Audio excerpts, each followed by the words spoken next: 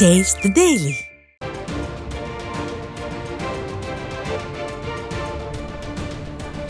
தற்போது வந்துள்ள அண்மை செய்தி.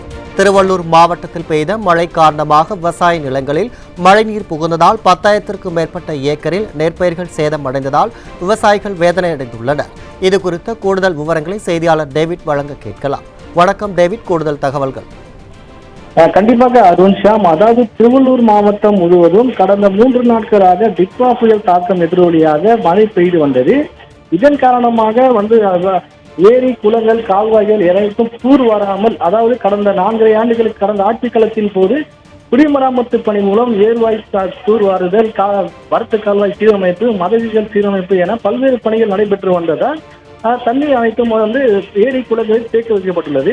ஆனால் தற்போது இந்த குளங்கள், கால்வாய்கள் எதுவும் சீரமைக்காததால் அதில் கோரை புல்களும் ஆகாய தாமரைகளும் படர்ந்து தண்ணீர் வெளியேறாமலும் மற்றும் ஏரிக்கும் செல்ல முடியாமலும் இருப்பதால் விவசாய நிலங்களில் புகுந்தது. இதன் காரணமாக திருவள்ளூர் சுற்றுவட்டார பகுதியிலான ஏறு சிவன், மடிமைக்கண்டிகை, பருகிப்பட்டு, களத்தூர், வேலூர், வெள்ளக்குளம், பெரிய முனபுரம், சின்ன முனபுரம், காட்டாவூர், அரசூர் உள்ளிட்ட 50க்கும் மேற்பட்ட கிராமங்களைச் சேர்ந்த 10,000க்கும் மேற்பட்ட விவசாய நெற்பயிர்கள் சூழ்ந்துள்ளது. இதன் காரணமாக அதாவது நடவு செய்து 1.5 மாதங்களே ஆன நிலையில் பயிர்கள் அனைத்தும் தண்ணீரில் மூழ்கி இருப்பதால் அனைத்தும் அழுகும் சூழலுக்கு தள்ளப்பட்டுள்ளது.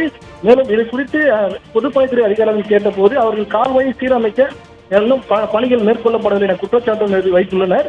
தொடர்ந்து வேளாண் துறை அதிகாரிகள் இது குறித்து ஆய்வு செய்து உரிய கணக்கெடுப்பு நடந்து வேண்டும் என விவசாயிகள் தரப்பில் கோரிக்கை வைத்துள்ளனர். அருண் ஷா. தகவலுக்கு நன்றி டேவிட்.